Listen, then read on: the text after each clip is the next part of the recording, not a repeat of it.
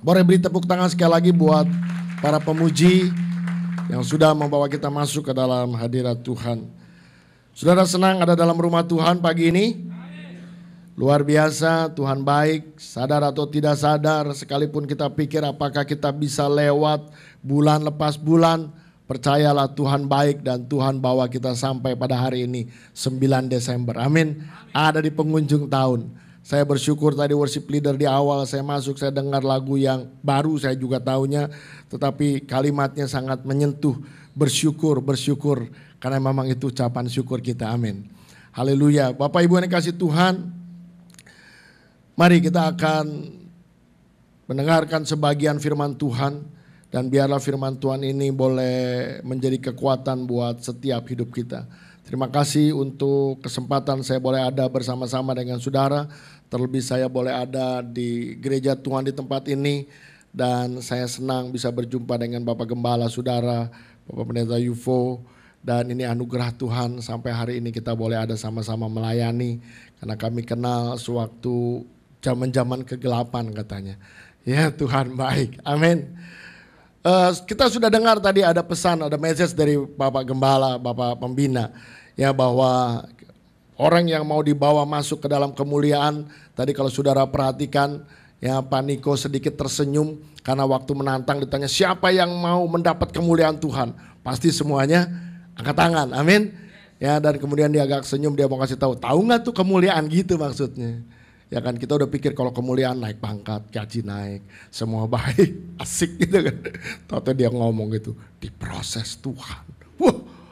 Wah, kayaknya salah ya. Kita punya konotasi pemikiran gitu. Tetapi saya percaya orang yang diproses Tuhan dengan seizin Tuhan. Dengar baik-baik. Ada orang salah menganggap bahwa ini proses Tuhan. Padahal itu proses yang datang dari dirinya sendiri. Dia salah, dia melakukan ketidaktaatan, dia mengalami kerugian, dia mengalami bencana. Tetap aja dia bilang ini dari Tuhan. Itu babak belur. Tetapi kalau Tuhan izinkan masuk dalam proses Tuhan, di sana ada tangan Tuhan yang luar biasa. Amin. Mari saya ajak saudara untuk membuka di dalam surat 2 Timotius. 2 Timotius pasal yang kedua. 2 Timotius 2 ayat yang pertama. 2 Timotius 2 ayat yang pertama. Ada satu nasihat firman Tuhan buat kita sekalian. Untuk bisa tetap setia bahkan masuk lagi di tahun 2013. Saya tidak menakuti saudara, tetapi firman Tuhan berkata bahwa hari menjelang kedatangan Tuhan semakin dekat, dunia semakin jahat. Yang percaya katakan amin. Dan kita tahu berarti ada sesuatu keadaan yang tidak baik. Nah jemaat Tuhan tidak perlu takut, seperti tadi dikatakan, biarlah kita terus ada di dalam Tuhan. 2 Timotius pasal yang kedua ayat yang pertama. Kalau boleh kita baca sama-sama firman Tuhan ini. Yang sudah dapat boleh katakan amin. 2, 3. Sebab itu hai anakku, jadilah kuat oleh kasih karunia dalam Kristus Yesus. Saya ulang sekali lagi. Sebab itu hai anakku, jadilah kuat oleh apa? Kasih karunia dalam Kristus Yesus. Ini nasihat dari Rasul Paulus kepada anak rohaninya yang namanya Timotius. Ketika pada waktu itu Timotius baru saja dan akan memulai pelayanan. Dan Rasul Paulus tahu bahwa akan ada banyak pergumulan. Untuk itu nasihatnya jadilah kuat. Bukan oleh karena apa-apa. Bukan oleh karena kekuatanmu. Bukan oleh karena hartamu. Bukan oleh karena kepandaianmu, itu semua baik bisa menjadi sarana yang Tuhan pakai.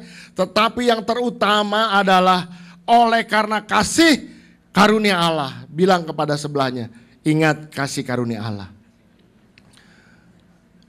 Apa sih kasih karunia Allah?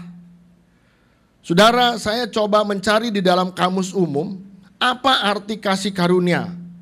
Di sana menulis seperti ini, kasih karunia itu adalah pemberian atau anugerah yang diberikan oleh seorang yang lebih tinggi kedudukannya kepada yang lebih rendah. Saya percaya kita bisa menangkap pengertian ini. Ada seseorang yang memiliki kedudukan lebih tinggi, ya, yang memiliki pangkat yang lebih tinggi, dan sebagainya yang melebihi dari orang yang akan diberikan sesuatu. Itu pengertian dalam Kamus Umum Bahasa Indonesia. Tetapi saya percaya arti kasih karunia yang Tuhan berikan kepada saudara dan saya tidak pernah sebanding dengan pengertian dunia seperti itu. Katakan amin. Kasih karunia adalah sesuatu yang besar, yang luar biasa, yang tidak pernah terpikirkan oleh akal manusia. Sehingga sampai hari ini begitu banyak orang tidak bisa mengerti dan tidak percaya. Bahkan mereka katakan kita adalah orang-orang yang bodoh. Bagaimana saudara bisa menyembah Allah yang menjadi manusia, katanya. Ada juga dia Allah yang maha dahsyat, dia yang maha luar biasa. Dia bisa pakai segala cara untuk menolong manusia. Nggak perlu datang dan tidak mungkin datang menjadi manusia. Tetapi kasih karunia itu berlaku buat saudara dan saya.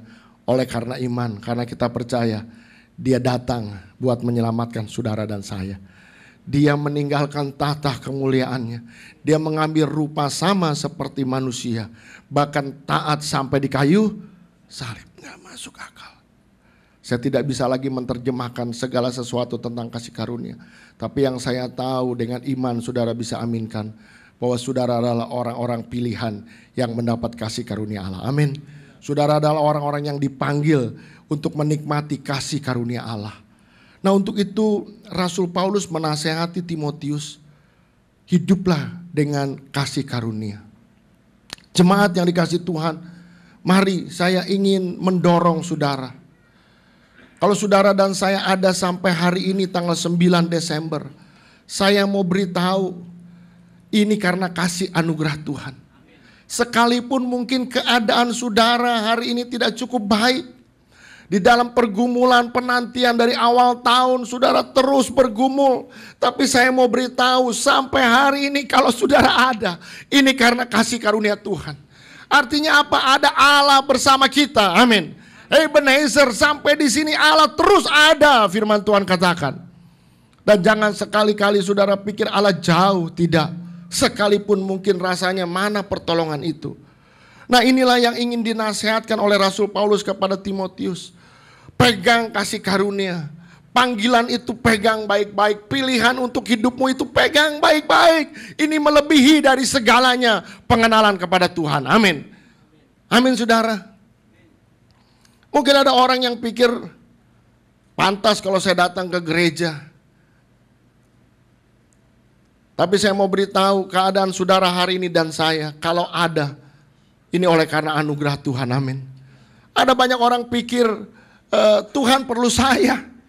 Sampai kalau diteleponin untuk datang ibadah, ya kita bilang ayo datang, ayo datang.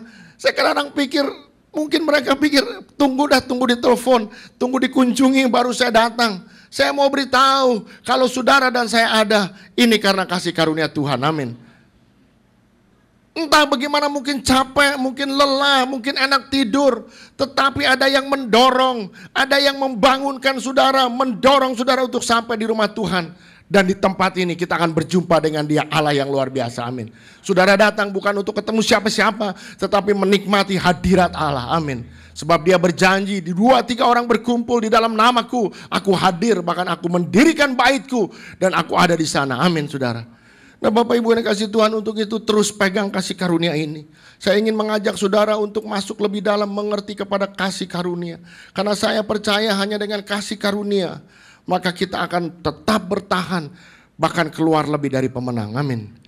Saudara, jangan pakai, Rasul Paulus bilang, jadilah kuat oleh kasih karunia. Jangan pakai yang lain.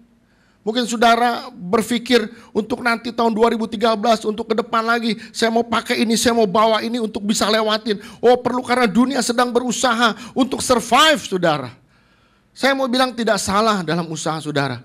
Tetapi segala usaha tanpa penyertaan Tuhan. Untuk itu Salomo bilang, apapun di bawah kolong langit sia-sia. Artinya apa? Kalau langit, di atas langit ada siapa? Ada Tuhan katanya. Betul? Nah, itu maksudnya di bawah kolong langit kalau usaha manusia jadi sia-sia tanpa melibatkan Tuhan. Nah, jemaat yang dikasih Tuhan, saya mau ajak saudara untuk melihat satu perkara di dalam Keluaran pasal 33. Saya mau ajak saudara untuk cepat saja, tidak baca semua. Tetapi ini yang menggerakkan saya untuk menikmati kembali pesan Tuhan bahwa kuatlah oleh karena kasih karunia, kuatlah oleh penyertaanku. Keluaran pasal 33, saudara boleh catat saja, nanti saudara baca semua di rumah. Ya, saudara lihat perikopnya di sana mengatakan Musa meminta penyertaan Tuhan di gurun.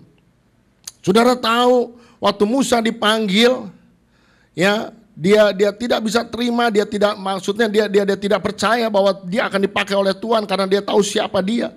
Ya, itu memang keadaan saudara dan saya sama seperti Musa. Amin. Kita tidak layak, kita bukan orang siapa-siapa.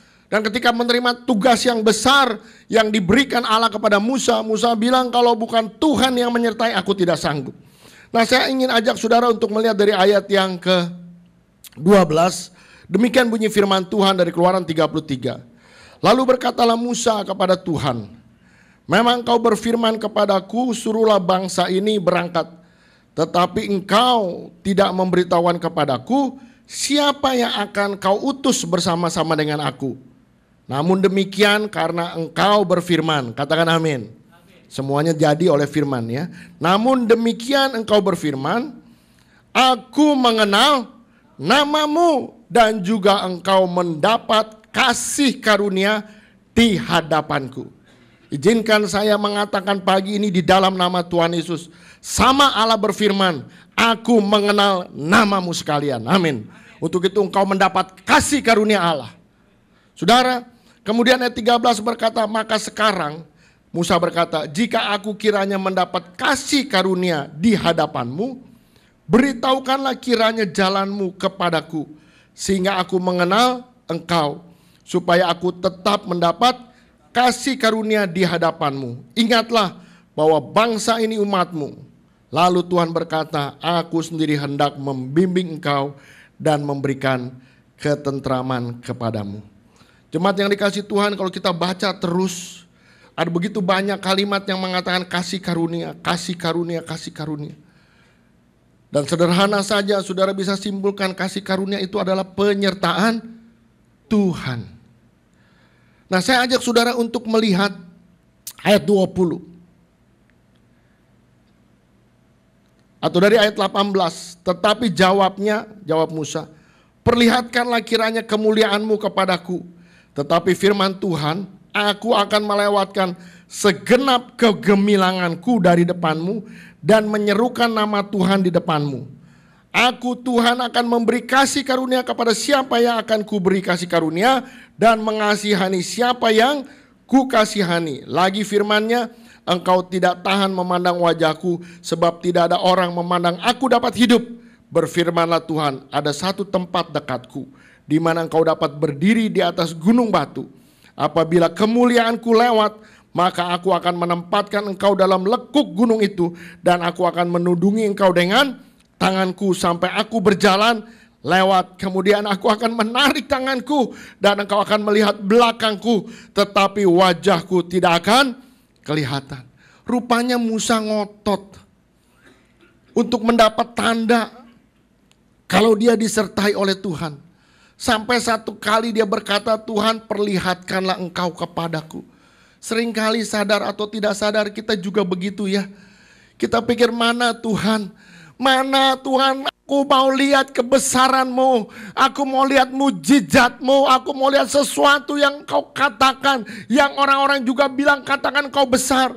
Seringkali kita tuntut seperti itu, Tuhan. Musa melakukan hal itu, saudara. Tapi Tuhan bilang, orang yang melihat aku, dia tidak bisa hidup. Lalu Tuhan membawa Musa. Dia bilang, kau akan lihat sekilas saja tentang aku. Dan saudara lihat ayat 23, kemudian aku menarik tanganku dan engkau akan melihat belakangku. Jemaat yang dikasih Tuhan, waktu saya membaca firman Tuhan ini, Tuhan hadir dalam hidup saya. Saya rasakan, sadar atau tidak, seperti tadi saya katakan, saya juga seringkali coba menuntut untuk melihat pekerjaan Tuhan. Karena setiap kita punya keinginan, amin. Setiap kita ada target-target. Kemudian saudara canangkan itu dan belum terjadi. Tetapi waktu saya baca surat ini, firman Tuhan ini, saya mendengar Tuhan berkata, cukup kasih karuniaku. Kalau sampai hari ini engkau masih ada sebagaimana engkau ada, cukup. Kita gak bisa lihat kebesaran Tuhan, bukan Tuhan tidak bisa dilihat kebesarannya. Tetapi terlalu besar dia buat saudara dan saya, amin. Dia tetap ada di tempatnya, tidak berubah. Tapi kalau saudara ada pagi hari ini, bukankah ini kesempatan yang Tuhan bilang cukup melihat belakangku saja. Dan itulah yang membuat saudara dan saya ada sampai hari ini. Yang percaya katakan amin. Seringkali kita mengejar sesuatu yang tidak salah memang, itu keinginan. Tetapi kalau sampai hari ini engkau bisa melayani, kita bisa melayani, engkau ada sebagaimana kita ada. Karena Allah yang terus memperlihatkan kebesarannya dalam hidupmu. Karena Allah yang selalu ada sekalipun itu belakangnya. Sekalipun itu yang paling kecil dari keberadaan dia. Tetapi dia Allah yang besar itulah yang menyatakan kebesarannya dalam hidup kita. Amin. Cukup belakangnya saja. Nah, untuk itu jemaat yang dikasih Tuhan. Kalau engkau tahu ada penyertaan Tuhan yang senantiasa ada. Kau akan menjadi kuat. Engkau akan terus maju dan lebih dari pemenang akhirnya. Masuk ke tahun 2013 ini dengan kasih karunia. Artinya apa? Engkau harus ingat. Apapun keadaannya tetap aku mau mengucap syukur. Saudara, dalam hidup saya satu kali saya pernah mengalami anak saya sakit, saudara. Anak saya sakit kena demam berdarah. Kemudian belum lama anak yang satu sembuh, kedapatan anak yang lagi lain sakit, saudara. Kemudian seperti bergantian gelombang itu. Saudara, saya harus jujur akui, mudah untuk bilang mari naikkan syukur. Amin. Mengucap syukur dalam segala perkara. Oh, kita bisa mudah dengan kata-kata. Tapi ketika menghadapi sesuatu, itu tidak semudah kita ucapkan. Sampai satu hari, saudara, ketika anak saya yang nomor 1 sembuh, kemudian belum lama nomor 2. Singkatnya ada biaya yang cukup banyak, saudara, yang keluar. Kemudian saya akhirnya jadi seperti bersungut-sungut. Saudara, sederhana saja Tuhan datang untuk menyatakan, menegur saya. Kenapa engkau bersungut-sungut? Kenapa engkau tidak bisa mengucap syukur? Saya pikir kalau bertanya jawab kita mau bilang bagaimana sih Tuhan mau ngucap syukur kayak apa anak lagi sakit. Ya kalau baru yang satu sakit tahulah namanya sakit, siapa sih yang gak bisa sakit. Tapi kalau beruntun ini belum beres, kayaknya kemana Tuhan kita udah berdoa. Saudara, satu hal saja yang Tuhan beritahu kepada saya. Bukankah kalau engkau harus bersyukur bukan karena penyakitnya, bukan karena apa. Tapi karena aku masih ada bersamamu. Tiba-tiba Tuhan membawa saya seperti begini. Kalau Tuhan gak ada, apa jadinya? Amin. Hari ini ada banyak orang yang susah, sama seperti saudara dan saya. Ada orang yang sakit, sama penyakitnya dengan saudara. Tapi saya mau beritahu kenapa mereka begitu merengek-rengek. Kenapa? Sakitnya tidak berbeda banyak, tetap rasa sakitnya sama. Yang kanker yang harus dikemo sama, kemonya sama, treatmentnya, sama dosisnya. Secara fisikly sama mereka.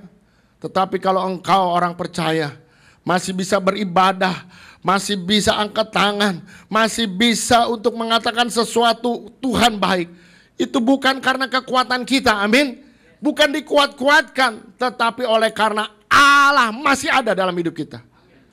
Allah masih ada dalam hidup saudara dan saya. Itu kasih karunia. Nah, untuk itu Musa diperlihatkan dan akhirnya kita tahu Musa sanggup untuk membawa bangsa Israel. Ada pekerjaan yang besar. Karena pikirnya untuk mengurus bangsa yang besar ini, mari perlihatkan kebesaranmu yang sebesar-besarnya. Ternyata Tuhan bilang tidak perlu. Sebesar apapun tanggung jawabmu, cukup kasih karuniaku kepadamu. Untuk itu jemaat, masuki tahun 2013, jalani hidup ini dengan mengandalkan kasih karunia Tuhan. Amin. Buka di dalam Injil Lukas, pasal yang pertama. Bulan Desember menjadi bulan Natal. Saudara, bulan sukacita khususnya buat anak-anak sekolah minggu. Di tempat kami hari ini ada basar sekolah minggu. Mereka dapat kupon kerajinan yang diberikan di akhir tahun. Kita coba belajar untuk tidak beritahu bahwa Natal harus kado, tetapi kami berikan hadiah oleh karena effort mereka sampai di akhir tahun. Dan buat anak-anak, buat kita dulu masih kecil, wah, dan buat semua orang dunia memang bersuka cita.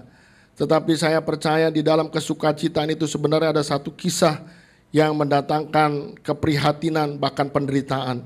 Lukas pasal 1 ayat 26, pemberitahuan tentang kelahiran Yesus.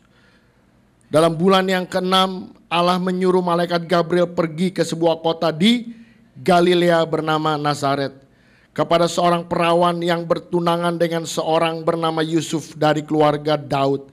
Nama perawan itu Maria. Ketika malaikat itu masuk ke rumah Maria, perhatikan, malaikat itu berkata apa?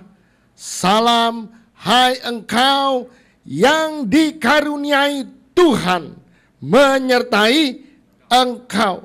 Ayat 29, Maria terkejut mendengar perkataan itu lalu bertanya di dalam hatinya, apakah arti salam itu? Kata malaikat itu kepadanya, jangan takut, hai Maria, sebab engkau beroleh apa?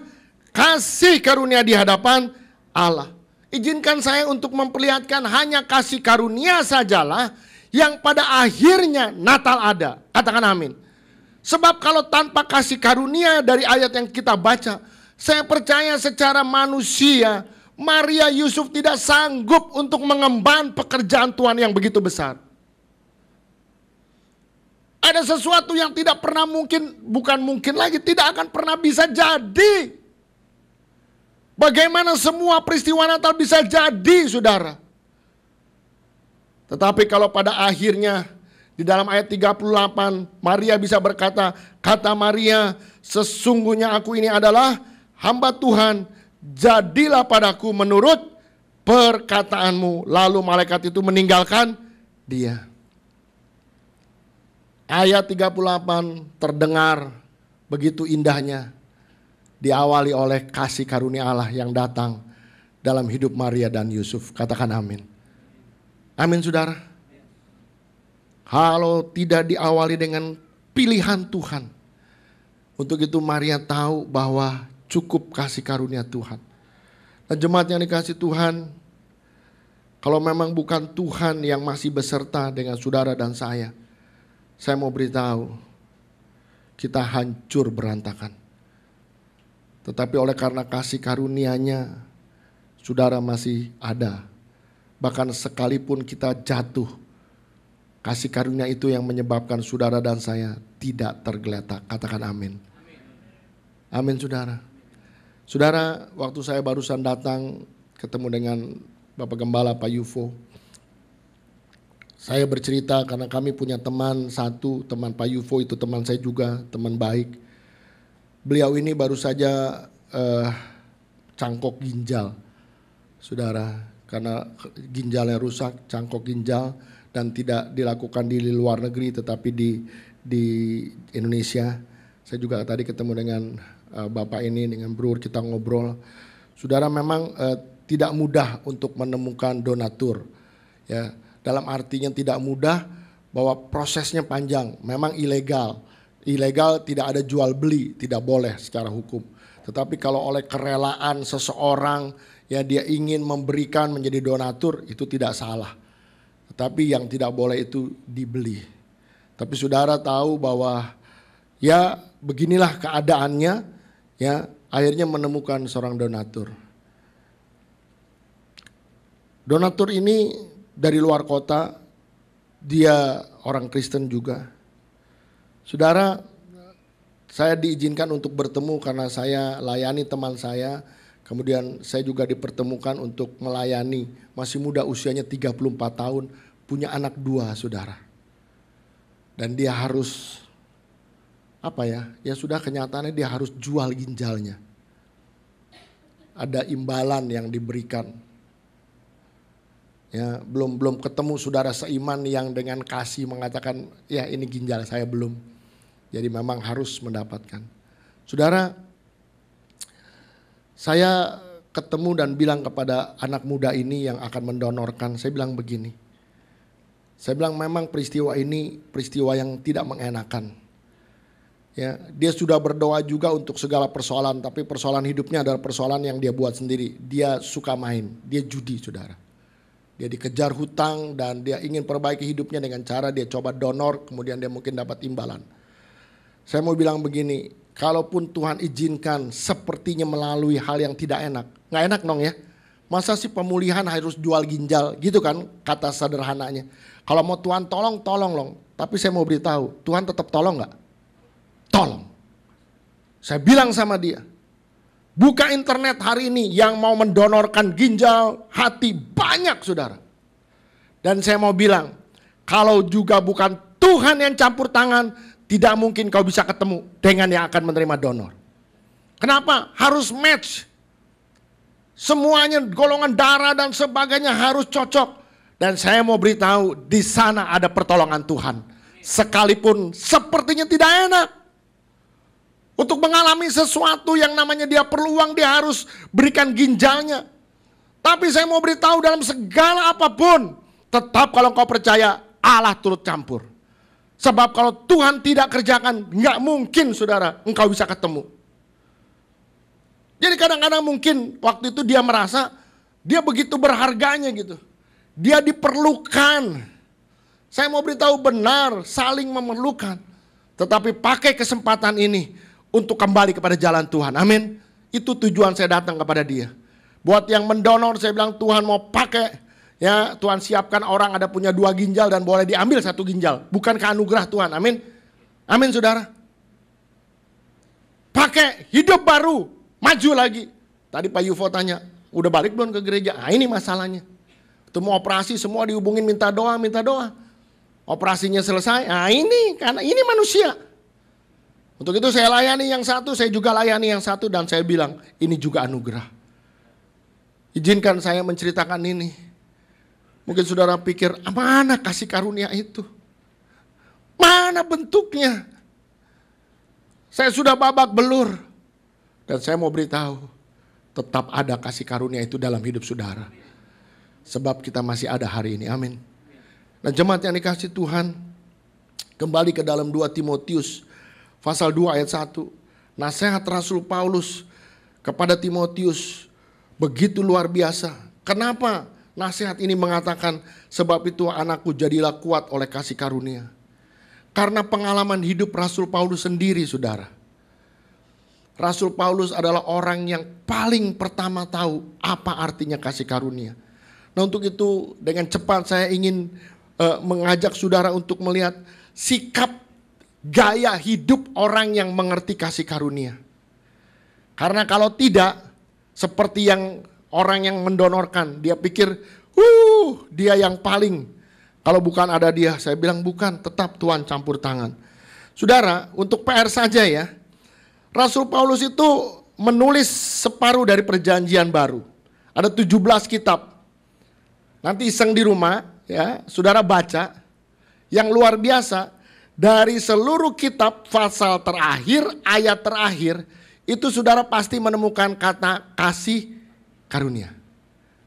Jadi dia pasti bilang, hiduplah oleh karena kasih karunia. Atau nasihat apa tapi ditutup oleh kasih karunia. Bahkan kitab Ibrani yang menjadi tafsir belum tentu Paulus atau siapa yang menulis, sama ada kasih karunia. Sehingga dikatakan itu juga salah satu tulisannya. Nah saudara, apa yang terjadi ketika orang mengerti kasih karunia? Untuk itu saudara dan saya harus pegang kuat-kuat firman Tuhan ini. Kita mau kuat oleh karena kasih karunia, amin. Buka bersama saya 1 Korintus pasal 15.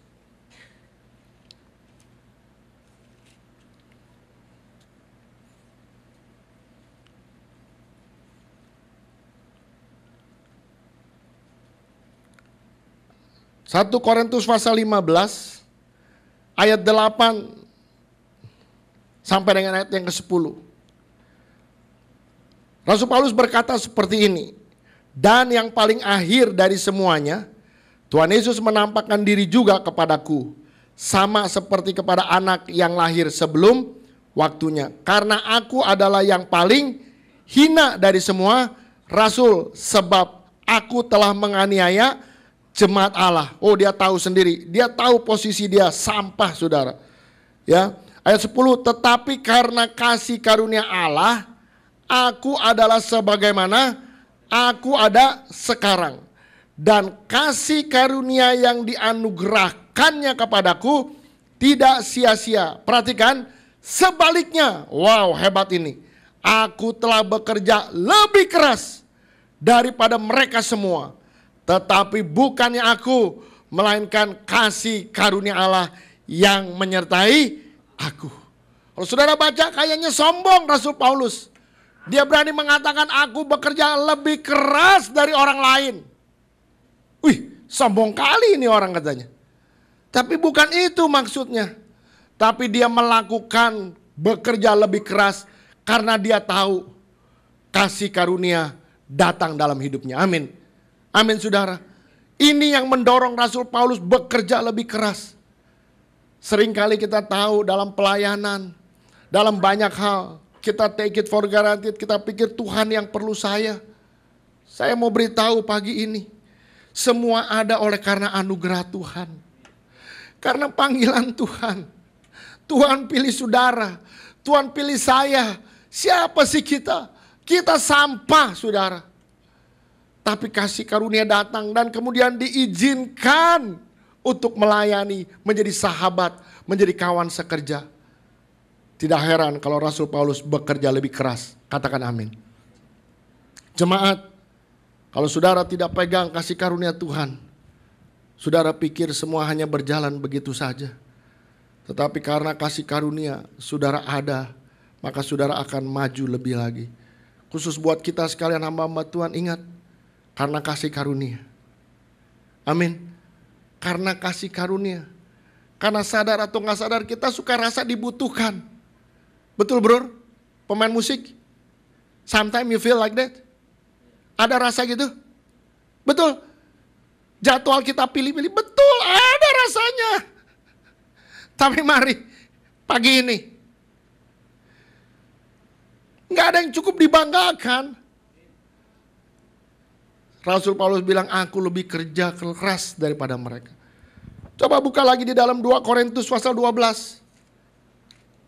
Apa yang dikerjakan oleh kasih karunia Allah dalam hidupnya. 2 Korintus 12.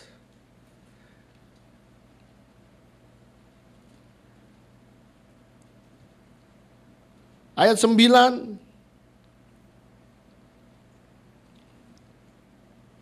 Dari ayat 8 berkata, tentang hal itu, aku Paulus sudah 3 kali berseru kepada Tuhan, supaya utusan iblis itu mundur daripadaku. Penafsir katakan ini bisa sakit, pergumulan sesuatu yang dirasakan oleh Rasul Paulus. Dan Rasul Paulus sudah berdoa berkali-kali, kata 3 kali mewakili begitu seriusnya masalah yang dihadapi. Tetapi ayat 9, apa kata firman Tuhan? Tetapi jawab Tuhan kepadaku, cukuplah kasih karuniaku bagimu, sebab justru dalam kelemahanlah kuasaku menjadi sempurna. Langsung Paulus bilang, sebab itu terlebih suka aku bermegah atas kelemahanku, supaya kuasa Kristus turun menaungi aku.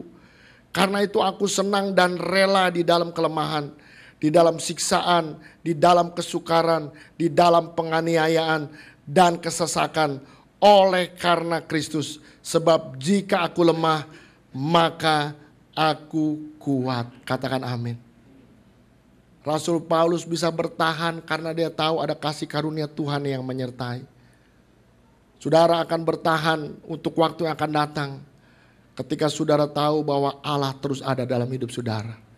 Ujung bajunya saja cukup buat saudara dan saya. Amin. Cukup saudara. Cukup.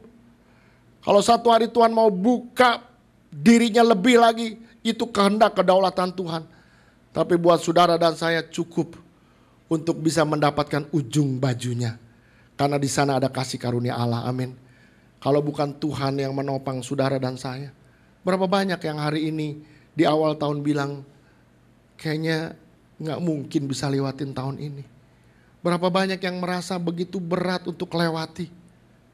Tapi kalau saudara ada sampai hari ini tanggal 9 Desember di penghujung tahun 2012. Saudara mau bilang apa? Bukankah itu oleh karena kasih karunia?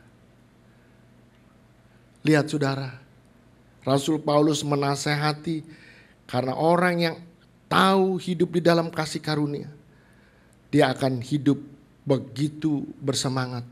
Dia akan bekerja lebih keras. Dia sanggup menanggung segala pergumulan. Karena lebih dari segalanya ada kasih karunia Allah. Jemaat yang dikasih Tuhan, pegang ini. Dan pastikan seperti tadi message Bapak Gembala, pembina, saudara orang-orang pilihan. Amin. Kalau bulan Natal kita peringati, Maria adalah orang pilihan. Artinya apa? Orang yang dikaruniai. Sehingga Maria sanggup menanggung segala peristiwa dalam peristiwa Natal. Dan itu juga pesan yang sama. Ketika saudara tahu bahwa saudara orang-orang pilihan, kita dikaruniai oleh Tuhan kasih karunia yang besar, saudara akan menjadi jemaat yang kuat. Amin. Kita akan masuk ke tahun 2013, kita gak akan bergeser ke kanan ke kiri. Karena ada banyak tawaran-tawaran yang menarik yang akan menggoncangkan iman saudara dan saya. Tetapi saya percaya kasih karunia akan membuat saudara dan saya kuat. Untuk itu jemaat, kuatlah dalam kasih karunia. Bahkan dalam 2 Korintus mengatakan pelihara kasih karunia itu. Jangan disia-siakan. Ada banyak orang yang sudah mendapat, kemudian dia tidak ingat bahwa itu dibeli dengan harga yang mahal. Dia sepelekan. Oleh karena pergumulan yang begitu menindas, dia tinggalkan kemurahan Tuhan. Dia tukarkan imannya. Jangan.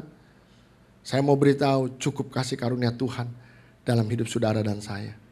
Untuk itu mari jemaat, hiduplah di dalam kasih karunia. Saudara akan menjadi kuat. Bahkan saudara mampu melayani Tuhan lebih lagi. Saudara akan menjadi jemaat yang lebih lagi antusias. Karena saudara tahu saya dipilih. Saya begitu istimewa. Saya hebat. Saya berharga di mata Tuhan. Dan saya akan melayani Tuhan lebih lagi. Mari saya ajak saudara untuk berdoa bersama-sama. Ada